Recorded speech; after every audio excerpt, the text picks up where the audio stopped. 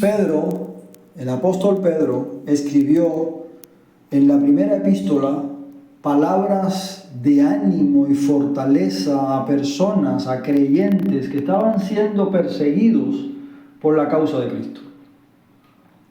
Él intentaba claramente, el apóstol, dar ánimo, que sean fortalecidos sobre la base de las promesas de Dios, recordando quiénes eran, en quién habían creído, a dónde iban, qué esperanza tenían. Tenían una esperanza gloriosa de resurrección en Jesucristo, y que el fuego de la prueba claramente hablaba de quiénes eran. En nuestro país también se vive circunstancias diferentes, claro, pero se vive circunstancias muy difíciles.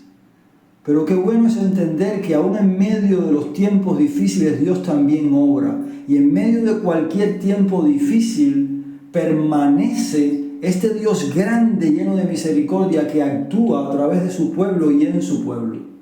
Y que tenemos responsabilidades porque también tenemos privilegios muy grandes. Tenemos privilegios que ni hablar. Por ejemplo, Pedro les recordó, y estas palabras no creo que hayan sido por gusto, aparte de haber sido inspiradas.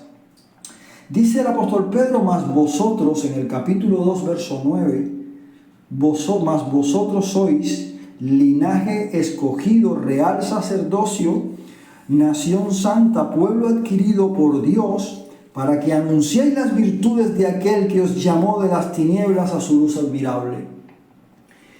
Y el apóstol Pedro le dice: pero vosotros, como muchas traducciones escriben o traducen, pero vosotros sois linaje escogido. Vosotros sois linaje escogido porque Dios. Y aquí el apóstol Pedro, antes de dar la explicación, emplea conceptos del Antiguo Testamento para recalcar los privilegios que los cristianos tienen. Y entonces le dice que son linaje escogido. Linaje escogido porque Dios trajo a su Hijo al mundo y entregó a su Hijo en una cruz y mató a Cristo en una cruz. Lo llevó allí, como dijo el profeta Isaías. Y Él no murió por Él. Él murió por mí. Él murió por los pecadores. Y con su sangre nos liberó.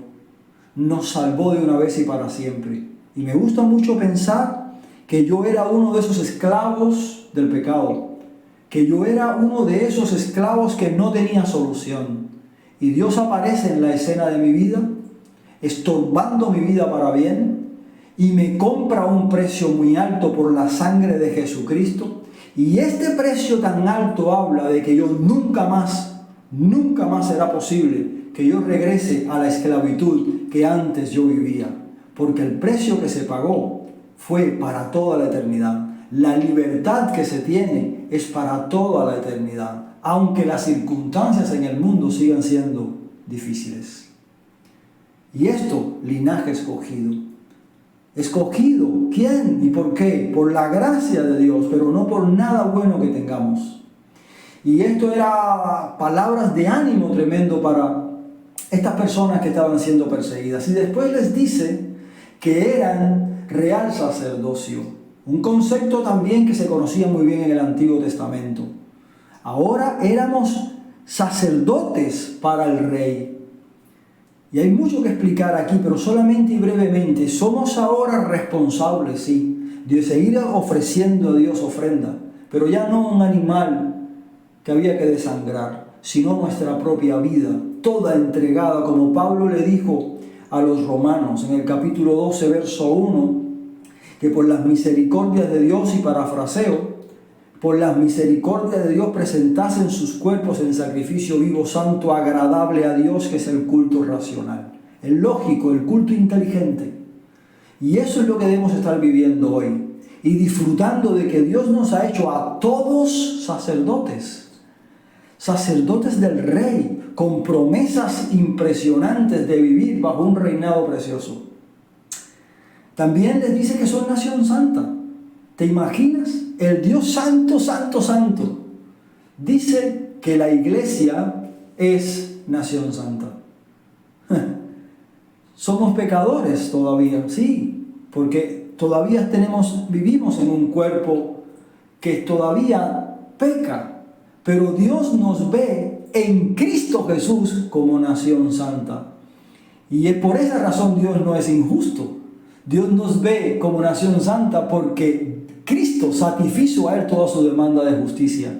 Y como ahora estamos en Cristo, la buena noticia es que Dios nos ve particularmente como santos, apartados para Él. Y como iglesia mundial nos ve como nación santa, como pueblo de Él. Y esa es la última parte que dice pueblo adquirido por Dios, pueblo para posesión de Dios. Querido hermano que me escuchas, tu vida y la mía ya no es nuestra desde hace mucho tiempo. Si has aceptado a Cristo, tu vida no es tuya, la mía no es mía, no nos pertenece, es de Él. Él ha pagado un precio muy alto por nuestra vida.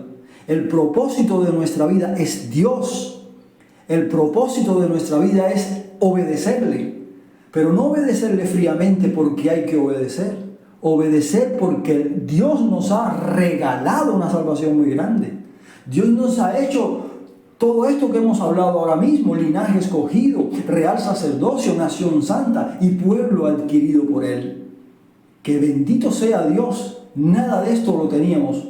Nada de esto hubiese sido posible de no haber venido Cristo a pagar por nosotros. Y termina el verso 9 diciendo: para que anunciéis las virtudes de aquel que os llamó de las tinieblas a su luz admirable. Sí tenemos muchos privilegios, pero tenemos responsabilidad. Y si grande es el privilegio, grande es la responsabilidad. Y me llama la atención que estos creyentes que habían sido esparcidos por el mundo por la persecución, Pedro les dice que todavía no cambiaba su responsabilidad. Debían seguir predicando la palabra aún cuando por la misma palabra estaban siendo perseguidos. Debían de seguir anunciando las virtudes de aquel que les salvó. Y esto es también para todos nosotros, sin importar la circunstancia en que estemos viviendo. Nuestro llamado, el propósito por el cual Dios nos ha regalado tanto, es para que también anunciemos las virtudes de aquel que nos llamó, que nos sacó de la oscuridad a la luz, que nos trajo del horror del pecado y del fango a la luz verdadera, a la salvación verdadera, a la eternidad. Por esa razón debemos tener en cuenta todos los días de nuestra vida que tenemos un propósito, que tenemos aquí una responsabilidad muy grande. Y esta responsabilidad no es para los pastores, esta responsabilidad no es para los diáconos, esta responsabilidad es para todos los que creen en Cristo. La ama de casa ha de predicar, anunciar en casa. El herrero, el mecánico, el carpintero, todos allí en su puesto de trabajo anunciando las virtudes de Jesucristo.